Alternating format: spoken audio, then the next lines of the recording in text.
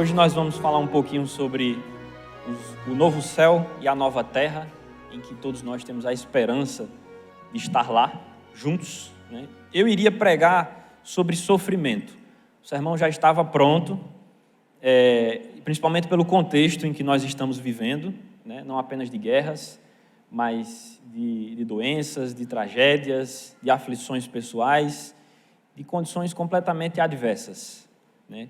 Que nos fazem lembrar do céu. Então, o sofrimento fica para uma próxima oportunidade. A gente já está na prática do sofrimento. Vamos estudar hoje sobre o que vem após o sofrimento. E eu fiquei incomodado ontem o dia inteiro a falar sobre isso. O sermão sobre sofrimento estava pronto, mas ontem à noite, inclusive, acho que umas 10 horas da noite, eu mandei mensagem para o Rafael falando que havia mudado o tema do sermão, né, para a gente combinar, acertar ali alguns detalhes.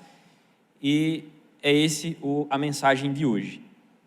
Vamos abrir a nossa Bíblia na penúltima ou na última página, dependendo da versão da sua Bíblia, lá em Apocalipse, capítulo 21. Antes de lermos, vamos fazer mais uma oração para que o Espírito Santo nos conduza. Senhor Deus, maravilhoso Pai, soberano sobre cada centímetro quadrado de todos os domínios da nossa existência. Nós estamos aqui hoje no Teu santo dia, na Tua santa casa, para ouvir a Tua voz. Nesse momento não nos interessa experiências pessoais, opiniões, visões, mas sim aquilo que Tu queres falar. Então, nesse momento, Senhor, que o Teu Santo Espírito tome a voz do pregador e fale à Tua igreja, e fale a Tua verdade, e somente a Tua verdade. Nos conduz neste momento, em nome de Jesus. Amém. Irmãos, apesar da profissão, antes da gente adentrar no tema da pregação de hoje, mas apesar da profissão e de se esperar que haja uma oratória ou uma desenvoltura no falar natural de quem exerce essa profissão, eu digo a vocês que vir aqui é sempre um momento eu não consigo achar a palavra agora, mas é um momento de dúvida, de um certo temor, de o que vai falar. A responsabilidade é muito grande. Sempre quando na atividade corriqueira do dia a dia eu sou chamado para dar uma palestra, para fazer uma reunião importante, e Deus tem me concedido esse privilégio, tanto através da igreja, quanto através de outros movimentos em favor do direito religioso, das igrejas, né, para falar com autoridades e tudo mais, esse medo não aparece. Mas para vir aqui é uma responsabilidade muito grande. Abrir a palavra de Deus e falar acerca da sua verdade e não deixar que as suas opiniões, as suas visões interfiram nisso, é muito difícil. Precisa um exercício de concentração, de comunhão com Deus muito grande, né? E essa música que foi tocada antes não foi combinada, mas tocou muito no meu coração. Apesar de não ter diretamente a ver com a mensagem, mas foi uma mensagem clara do Espírito Santo de que Ele ainda me usa e Ele ainda se move em mim. E que isso seja um objetivo a ser almejado por todos nós. Não é apenas nesse lugar, mas em qualquer lugar. A graça comum está lhe acompanhando, em qualquer oportunidade que seja, para falar da verdade, para falar do amor de Deus. Então se entregue, se dobre, se submeta à soberania do nosso Senhor Jesus Cristo. Começando a leitura aqui, Apocalipse 21, capítulo 1, diz o seguinte: E vi novo céu e nova terra, pois o primeiro céu e a primeira terra passaram, e o mar já não existe. Vi também a cidade santa, a nova Jerusalém, que descia do céu, da parte de Deus, preparada como uma noiva, enfeitada para o seu noivo. Então ouvi uma voz forte que vinha do trono e dizia: Eis o tabernáculo de Deus com os homens, com os seres humanos. Deus habitará com eles. Eles serão povos de Deus, e Deus mesmo estará com eles e será o Deus deles. Versículo 4. E lhes enxugará dos olhos toda lágrima, e já não existirá mais morte. Já não haverá luto, nem pranto, nem dor, porque as primeiras coisas passaram.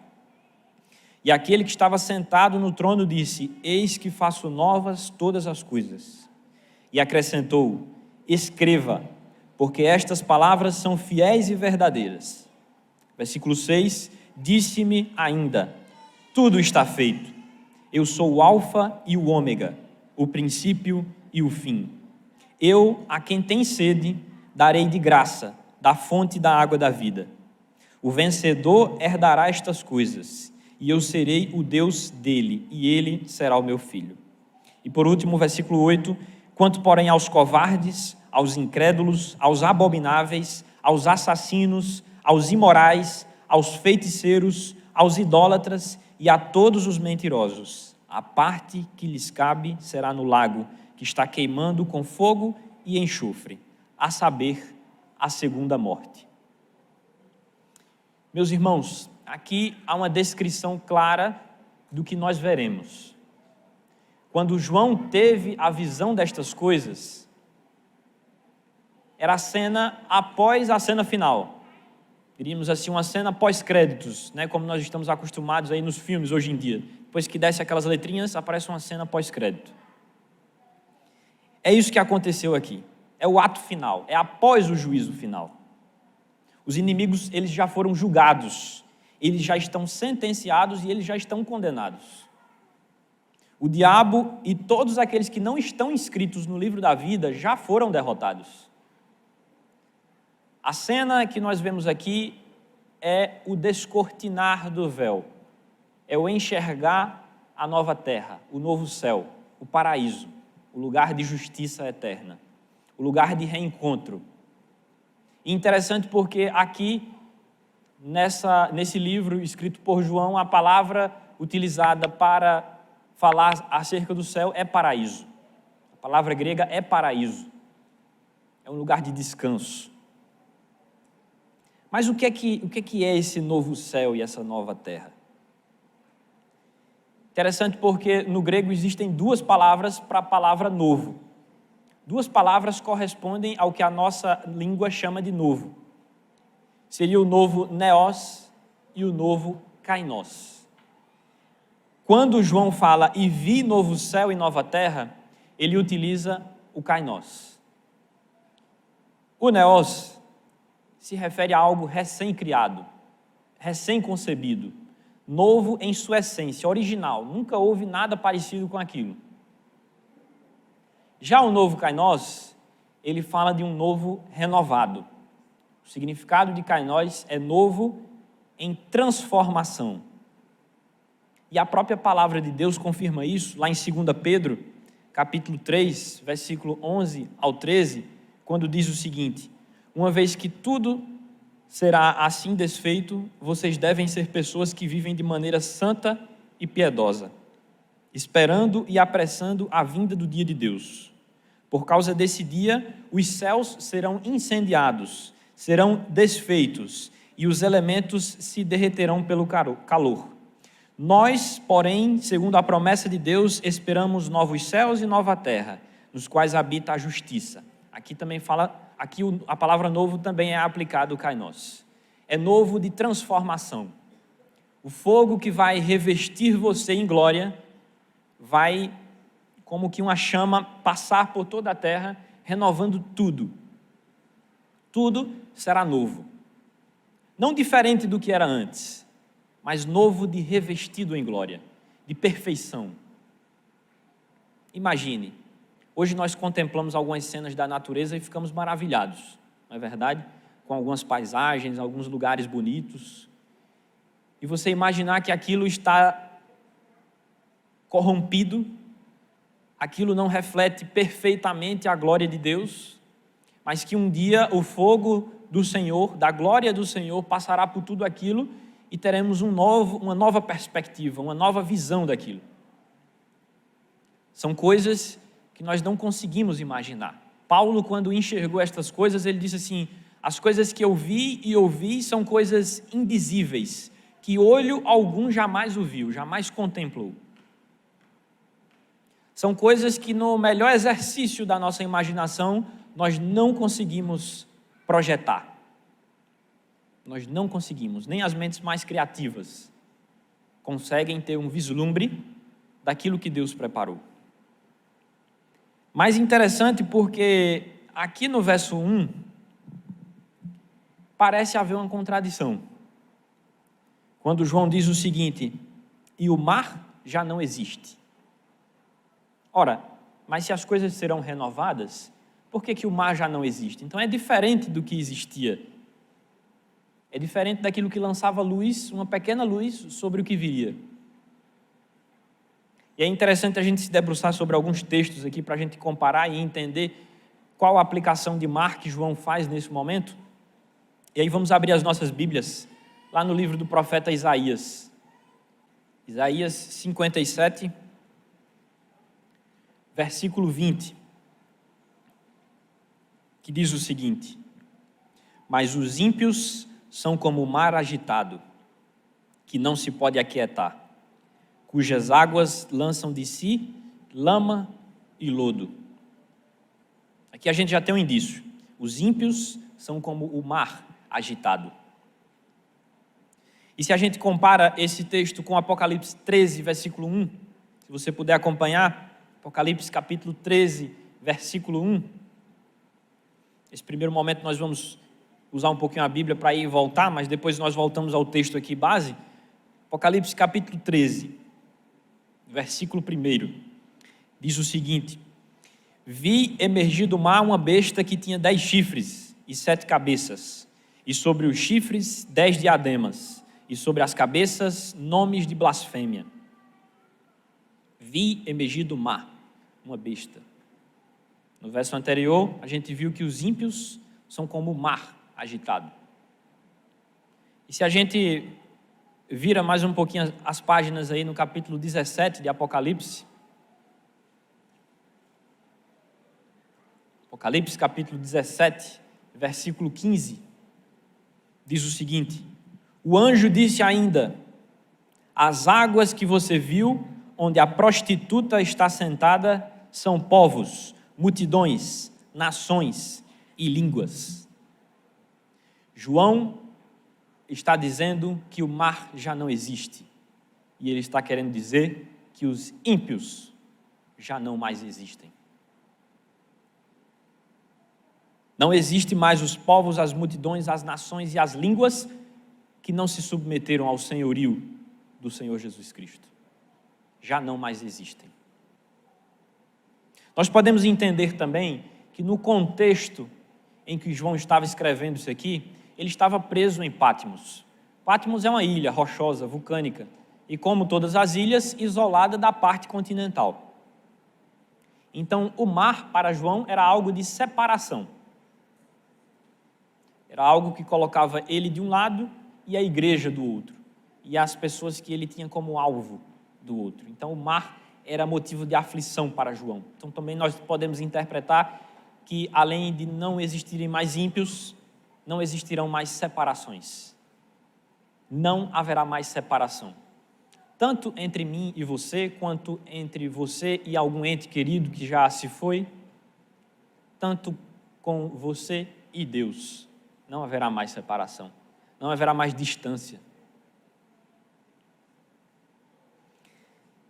E, diante disso, nós voltamos para o nosso texto base, surgem algumas perguntas.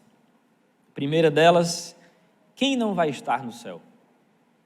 Quem não vai estar no novo céu e na nova terra? Vamos voltar para o texto base no último versículo que nós lemos, versículo 8, que diz: quanto porém aos covardes, aos incrédulos, aos abomináveis, aos assassinos, aos imorais, aos feiticeiros, aos idólatras e a todos os mentirosos, a parte que lhes cabe será no lago que está queimando como fogo e enxofre, a saber, a segunda morte. Tem alguns grupos de pessoas aqui que nós enxergamos que não vão estar no céu. E se nós pudermos contextualizar esse grupo aqui para algumas coisas que nós enxergamos hoje, nós encontraremos as seguintes pessoas. O primeiro grupo delas é as indiferentes ao Evangelho.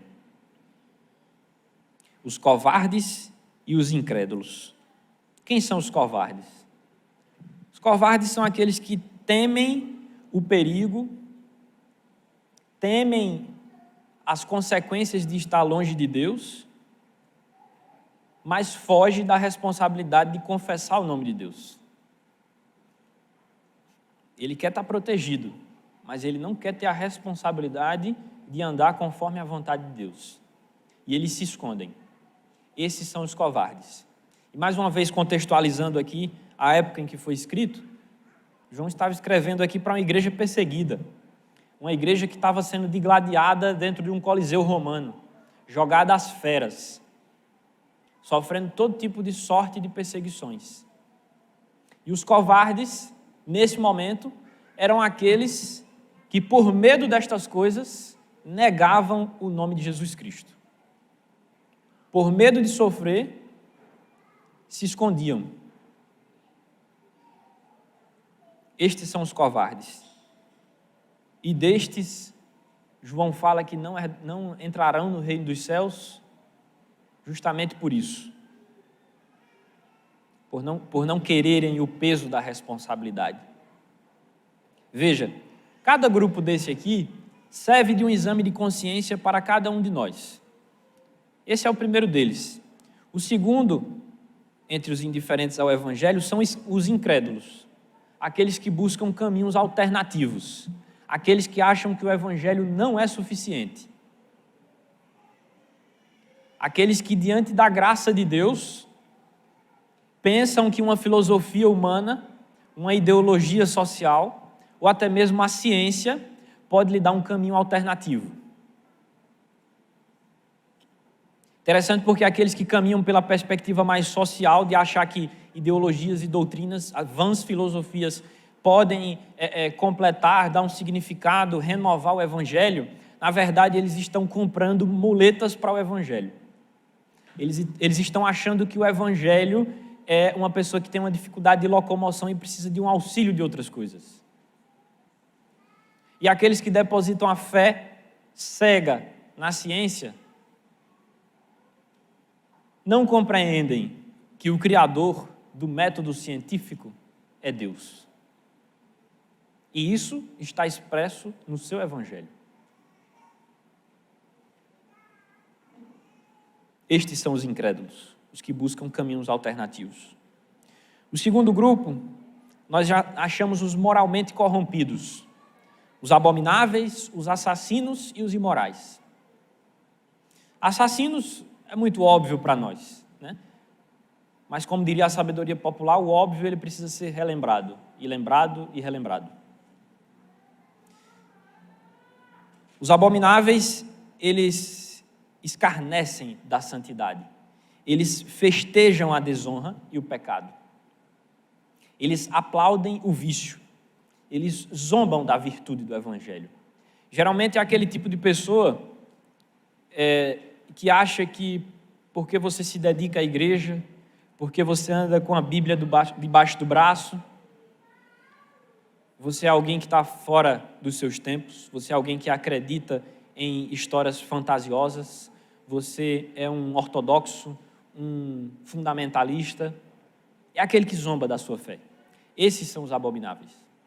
E nós encontramos eles por toda parte, inclusive dentro da igreja. Daqueles que zombam de algumas pessoas da igreja que, por um zelo maior, por uma dedicação maior, são taxados de fundamentalistas, de radicais. Os assassinos, eles atentam contra a vida de Deus e quebram o mandamento, né? Quebram a lei de Deus. Por isso eles não entrarão no reino dos céus. E os imorais, último dessas pessoas dentro do grupo dos moralmente corrompidos, são aqueles que se entregam a toda sorte de imoralidade, toda sorte de perversão. E principalmente a perversão sexual aqui. Esse é o contexto quando se fala de imorais nesse versículo, nessa passagem. A imoralidade sexual. Não é apenas uma imoralidade flagrantemente vista contra os princípios de Deus, como é, por exemplo, a homossexualidade. Mas também as relações heterossexuais fora do planejamento de Deus. Fora daquilo que Deus concebe, daquilo que Deus determina. Não há meio termo. Não há nada além nem aquém daquilo que está expresso na sua palavra. Estes imorais hoje têm alguns nomes bonitos, né? Eles se autodenominam como subversivos, zelotas, os que aplaudem o pecado de Madalena, mas não louvam, não reconhecem a graça da redenção de cada um destes, da mudança de vida de cada um destes. Eles dão um foco para o pecado. Isso é incrível. É incrível e, ao mesmo tempo, é assustador como o liberalismo teológico perdeu simplesmente as suas fronteiras. Ele não se esconde mais. Ele não está mais misturado dentro das verdades. Ele fala a mentira abertamente, à luz do dia. Todos nós pecamos e estamos destituídos da glória de Deus. Mas todos nós devemos ter a concepção de que para chegar próximo de Deus, eu preciso mudar de comportamento. É difícil? É extremamente difícil lutar contra a sua natureza pecaminosa e caída. Mas existe alguém que cumpre esta carreira, que cumpre esta atividade, que cumpre esta boa obra na sua vida. E o nome dele é Jesus Cristo. É o Rei do Universo. Não há nenhum pecado na sua vida que ele não possa te dar forças suficientes para que você mude. O meu papel não é apontar, não é julgar a salvação destas pessoas, mas a Bíblia deixa claro que eu devo exortar, que eu devo confrontar com a verdade, com amor, para que eu não faça um desserviço ao Evangelho, para que eu não pregue uma mensagem hipócrita de perfeição. Não existe perfeição nessa terra. E esse é o grande erro dos perfeccionistas. Eles acham que podem ser perfeitos nessa terra. Mas eles também estão dentro desse grupo, de alguns grupos aqui relatados. Vamos avançar. O terceiro grupo aqui são os religiosamente desobedientes, feiticeiros e idólatras. Os feiticeiros, eles se entregam, né, ao ocultismo, ao espiritualismo, eles misturam a palavra de Deus com o paganismo. E o último campo que eu servi, a igreja, lá na Bahia Sul, eu enxergava muito isso. Uma mistura religiosa, uma mistura de alguns elementos ocultos, de superstição, de misticismo, à religião de Deus, ao cristianismo, à Bíblia. Estes não entrarão no reino dos céus. Não entrarão. E os idólatras, eles violam a lei de Deus ao colocar ídolos no trono de suas vidas. Sempre quando fala trono de suas vidas, eu lembro daquela música do Arautos do Rei que vai compor o nosso novo inário, se ele não for o primeiro, né? No trono do viver só existe espaço para um. Não tem outro. Não tem o seu trabalho, não tem o seu cônjuge no lugar de Deus, não tem os seus filhos no lugar de Deus, não tem os sucessos da vida que você almeja no lugar de Deus. Não tem. É Deus. E ele, melhor dizendo, ele não pede que você o coloque em primeiro lugar. Ele está em primeiro lugar. Ele pede que você reconheça que o primeiro lugar é dele. Mas ele é soberano. E ele reivindica a propriedade desse primeiro lugar. De cada centímetro quadrado, de todos os domínios da nossa existência. É dele. Ele fala, é meu. Ele te dá o livre-arbítrio. Ele pede que você reconheça, mas você é dele. E não há margem para negociação disso. O último grupo aqui são os que não são confiáveis na palavra. São os mentirosos. Falam e não cumprem. Encobrem os seus erros. Não vivem o que pregam. Vivem uma vida puramente de aparências. Uma falsa religiosidade. Uma falsa religiosidade. E aqui nós poderíamos destacar os perfeccionistas. porque eles dizem da boca para fora que são perfeitos, que não pecam, mas eles sabem que pecam. Eles sabem muito bem cada um dos seus erros. Evangelho de João, capítulo 8, versículo 44, sobre estes fala o seguinte: vocês são do diabo, que é pai de vocês, e querem satisfazer os desejos dele. Ele foi assassino desde o princípio, e jamais se firmou na verdade, porque nele não há verdade. Quando ele profere mentira, fala do que lhe é próprio, porque é mentiroso e pai da mentira. A minha terra tem um ditado que fala assim: quem mente rouba. E aqui eu dou uma atualizada nesse ditado. O Evangelho de Jesus Cristo segundo João diz assim: ele foi assassino. Ele chama o mentiroso de assassino. E o mentiroso, ele principalmente assassina a reputação das pessoas. A gente precisa meditar muito bem em cada um desses grupos aqui, identificar, comparar com os movimentos modernos que nós enxergamos, para que nós não deixemos nos levar por algum destes, em qualquer momento que seja da nossa vida. Precisamos estar bem atentos. Mas outra pergunta aqui sobre esse texto que nós estamos lendo, e é o que nos interessa, porque eu sei que é o que você quer. O que não vai entrar no céu?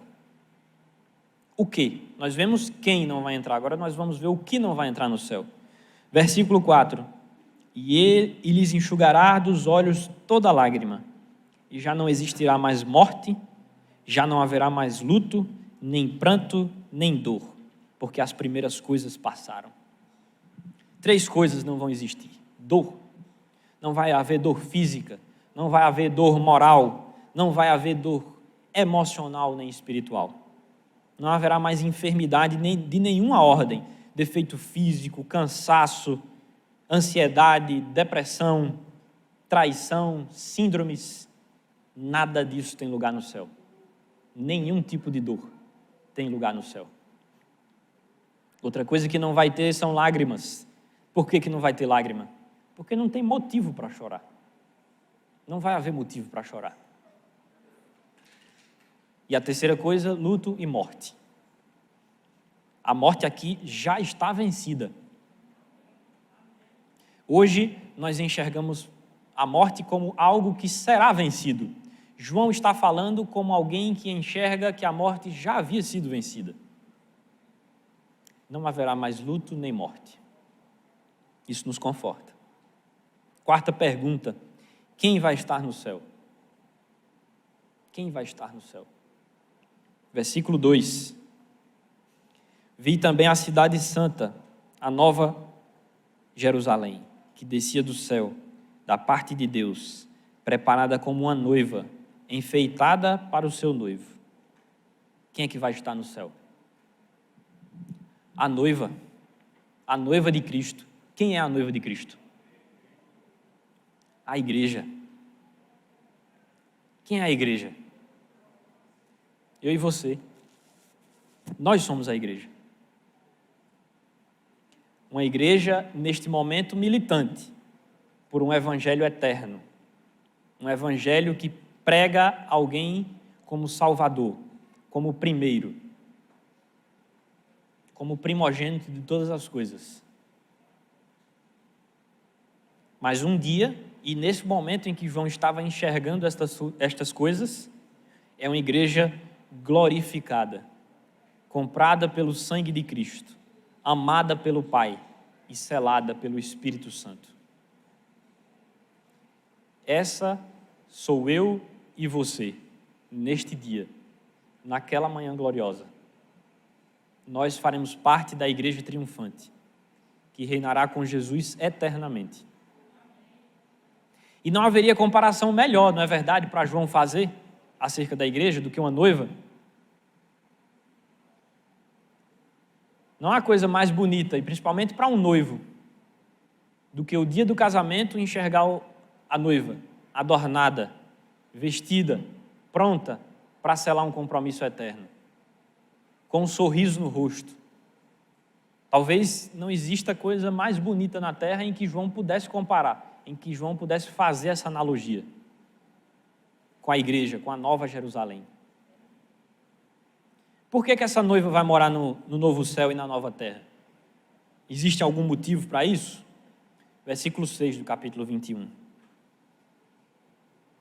Disse-me ainda, tudo está feito. Eu sou o alfa e o ômega, o princípio e o fim. Eu, a quem tem sede, darei de graça da fonte da água da vida. Por que a noiva vai morar no céu? Porque Deus já completou toda a obra da redenção. Quando ele está falando aqui, ele está dizendo, tudo está feito. A obra está completa. Nós precisamos conceber que nós não cooperamos em absolutamente nada para a nossa salvação. Deus faz tudo, Ele fez tudo. Ele planejou, Ele executou e Ele aplicou a salvação. É feito por Ele, para Ele, por meio dEle. Não temos parte nisso. Tudo está feito. Tudo está feito. E por isso, a noiva vai morar com Cristo na eternidade. Segundo motivo, por causa da graça de Deus. A parte B aqui do versículo 6, né? Eu, a quem tem sede, darei de graça, da fonte da água da vida. Os sedentos, eles bebem de graça da água da vida. Todos que vêm a Cristo, Ele os acolhe. Não pelos seus méritos, não pelo que você fez, não por suas obras, não por quantos estudos bíblicos você deu, não por quantas vezes você ocupou o cargo de ancião na igreja, não por quantas vezes você passou noites orando, fazendo evangelismo. Não é por isso. Não é por isso. Não é pelas vezes que você conseguiu cumprir os 10 mandamentos, guardar o sábado. Não é por isso. É pela graça de Jesus Cristo. Mas por causa desta graça, eu faço todas estas coisas. São consequência, são sinais de que eu fui alcançado pela graça. Se eu estou falhando nestes pontos, eu preciso procurar mais graça. Eu preciso me dobrar de joelhos diante de Jesus. Terceiro motivo, porque a noiva vai morar no céu com Jesus, porque ela permaneceu fiel. Versículo 7. O vencedor herdará estas coisas, e eu serei o Deus dele, e ele será o meu filho. Todos nós devemos lutar diariamente, devemos buscar santificação, devemos buscar estar separados do diabo e do mundo. O vencedor é aquele que crê, que persevera, que busca santificação, que põe a mão no arado e não olha para trás, não olha para o caminho que já percorreu. Esse é o vencedor.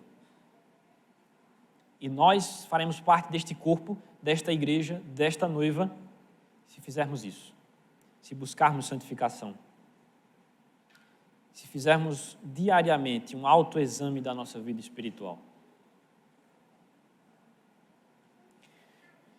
Última pergunta sobre esses 8 versículos que nós lemos. Por que o novo céu e a nova terra são lugares de bem-aventurança?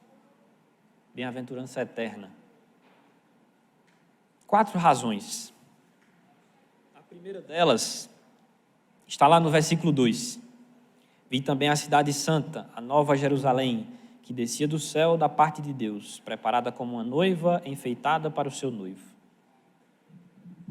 É bem-aventurança porque a vida na eternidade é uma festa, é como uma festa de casamento, que dura pela eternidade. É uma celebração, é uma devoção. Nós exaltaremos o noivo todos os dias. Nós deleitar-nos-emos em sua presença, em seu amor, em sua glória. Essa é a primeira razão de bem-aventurança. A segunda é porque nós seremos profundamente envolvidos pela presença de Deus. O versículo 3 fala, então ouvi uma voz forte que vinha do trono e dizia, eis o tabernáculo de Deus com os seres humanos. Deus habitará com eles, eles serão povos de Deus, e Deus mesmo estará com eles. Nós estaremos envolvidos pela presença de Deus. Deus habita com a igreja. O Espírito Santo, nesse momento, ele enche os crentes.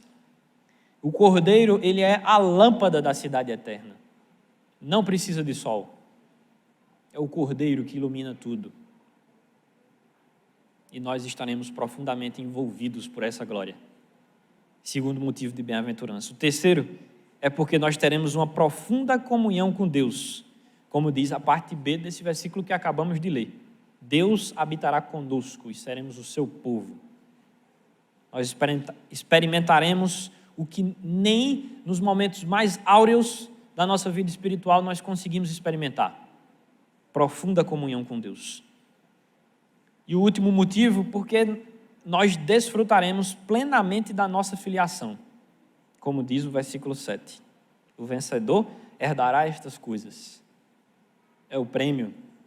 Tomaremos posse da nossa herança incorruptível. Nós seremos co-herdeiros. Herdaremos juntos com Cristo. E seremos glorificados pelo Pai. Mas por que nós precisamos falar sobre estas coisas? Na Inglaterra fala-se muito que a espiritualidade e o cristianismo ele tem decaído porque parou-se de falar sobre o céu, sobre a eternidade. Nós vemos isso muito mais em outros segmentos cristãos, mas o nosso às vezes tem sido afetado por isso também. Nós paramos de falar sobre o céu, nós paramos de cantar que ele vem. E nós temos pensado, falado, pregado, vivido mais coisas que nos confortem aqui, nesta vida. Nós queremos ouvir palavras que nos confortam para esse sofrimento, quando esse não é o propósito de Deus. Quando Deus falou com Paulo, quando ele estava sofrendo com seu espinho na carne, ele disse: eu não vou te dar alívio, eu vou te dar graça. A minha graça te basta. A minha graça te basta. É bom alívio nessa terra? É ótimo. Eu também quero. Mas não é o que eu preciso. E é Deus quem diz isso.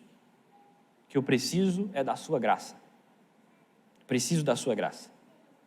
C.S. Lewis, um dos maiores apologetas de todos os tempos, ele escreveu o seguinte: os que se preocupam com algo além da civilização são provavelmente os únicos que a preservarão. Os que mais querem o céu são os que servem melhor a terra. Os que amam os homens menos do que a Deus são os que fazem mais pelos homens. Irmãos, muitos levantam bandeiras sociais, mas apenas a graça pode te transformar para fazer o melhor pelo teu próximo. E se a graça não fizer isso, não estiver fazendo isso, é porque ela não te alcançou. Ela não te alcançou. E aí acende um estado de alerta na nossa vida. Eu preciso procurar a graça para fazer mais pelo meu irmão, para anunciar o céu e, consequentemente, fazer mais por ele aqui na terra. 4 lições finais sobre por que é importante pensar no céu e falar sobre o céu. A primeira: pensar no céu leva você a ficar mais desapegado dessas coisas, das coisas aqui da terra. Não sou eu que estou dizendo. Mateus 6:20. Ajuntai para vós outros tesouros no céu, onde traça nem ferrugem corrói, e onde ladrões não escavam nem roubam. Segundo motivo, porque é bom pensar no céu. Ele nos leva às nossas reflexões mais profundas. Por isso, a Bíblia disse lá em Colossenses 3, versículo 2: pensai nas coisas do alto. Pensai nas coisas do alto, para que você tenha as suas reflexões mais profundas. Terceiro, pensar no céu ajuda-nos a viver uma vida de santidade aqui na terra. Quando eu penso no que eu vou alcançar, no que eu vou conseguir, eu me esforço para ter uma vida diferente aqui. 1 João, capítulo 3, versículo 3. E assim mesmo se purifica todo o que nele tem esta esperança, assim como ele é puro. E o quarto e último, pensar no céu nos ajuda a enfrentar corajosamente a morte. Filipenses 1:21. Porquanto para mim o viver é Cristo e o morrer é lucro. O mesmo C.S. Lewis, eu não vou citar literalmente, mas apenas o pensamento, fala o seguinte: que ele falava isso no contexto da criação da bomba atômica, quando surgiu a bomba atômica. Ele falou assim: essa é apenas mais uma maneira que os cientistas acrescentaram para o nosso fim. É apenas mais uma forma, mais um jeito diferente. De milhares. Eu posso sair por essa porta agora e ser surpreendido pela morte. Mas que se ela me encontrar, que eu esteja fazendo o que é certo. Que eu esteja ao lado da verdade. Que eu esteja valorizando a minha família, os princípios de Deus. Aquilo que eu aprendi na palavra de Deus. Se ela me encontrar hoje, que eu esteja pronto. Para que, como num abrir e fechar de olhos, eu possa enxergar a cena que nós lemos e estudamos os detalhes hoje.